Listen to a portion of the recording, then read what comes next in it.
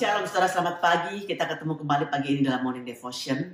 Selamat pagi saudara-saudara, apa kabar? Kita akan baca 1 Petrus 3, 8-12, demikian firman Tuhan.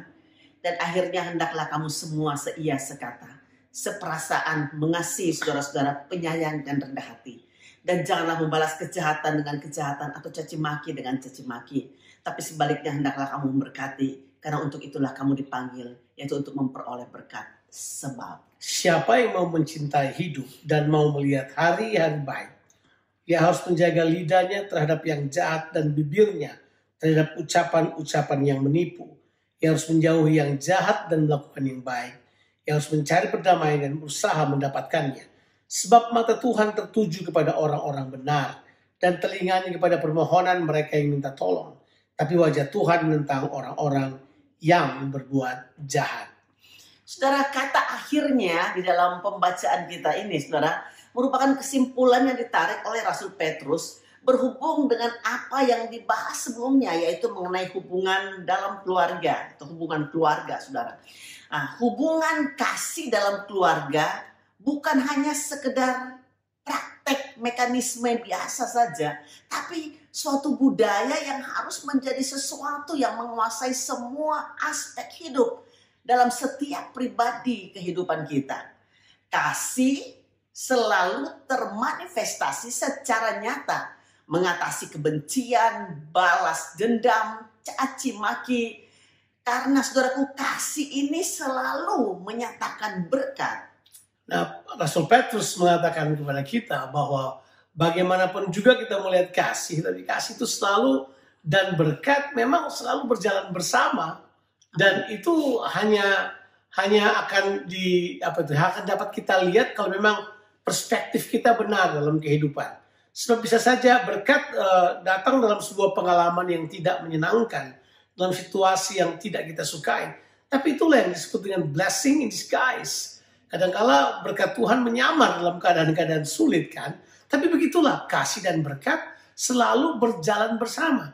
Dan Petrus mau mengatakan kepada kita bahwa kalau kita mengerti hidup di dalam kasih dan di dalam berkat Tuhan ini, maka itu akan mempengaruhi masa depan kita.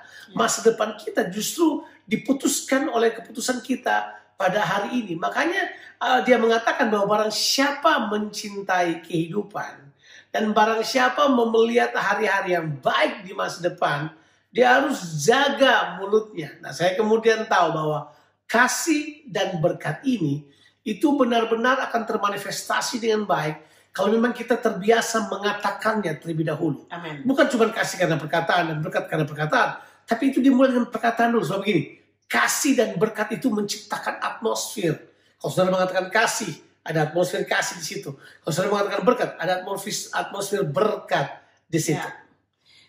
Jadi hal praktis yang perlu untuk kita lakukan, saudaraku, atau kita praktekkan supaya masa depan kita terjaga dengan baik adalah lewat perkataan-perkataan kita. Yaitu tentunya perkataan kasih dan perkataan berkat ini. Perkataan kasih, saudaraku, kita perlu perkataan-perkataan yang membangun, perkataan yang menguatkan, perkataan yang encourage people, saudaraku, supaya mereka bisa bertumbuh di dalam Tuhan, dalam pengenalan akan Tuhan. Bukan perkataan-perkataan yang menjatuhkan, saudara. Dan juga perkataan-perkataan berkat. Ini kita bisa praktekkan di dalam kehidupan kita, dalam kehidupan keluarga kita, buat anak-anak kita. Kita mau katakan kepada anak-anak kita, mereka memiliki masa depan yang gilang gemilang, saudara.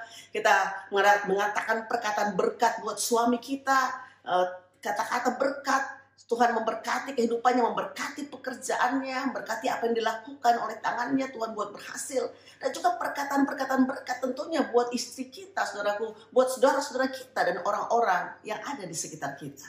Nah, jelas sekali bahwa kasih dan berkat itu kalau kita ucapkan dalam kehidupan kita ataupun dalam kehidupan orang lain, itu menciptakan atmosfer yang luar biasa. Waktu kita keluar dari rumah kita berjumpa dengan orang lain, saya yakin kita akan menjauhi kejahatan.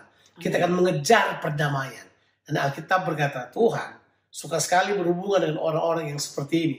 Tuhan mendengar teriakan mereka dan Tuhan akan menjawab doa mereka. Tapi Tuhan menentang orang yang berbuat jahat tentunya. Yuk, mari kita bangun sebuah kehidupan yang menciptakan atmosfer kasih dan atmosfer berkat dalam kehidupan kita.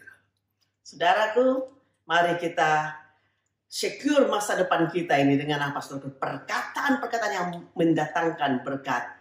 Karena dengan perkataan-perkataan yang mendatangkan berkat, menghadirkan Tuhan di dalam segala aspek kehidupan kita. Tuhan Yesus memberkati saudara. Amin.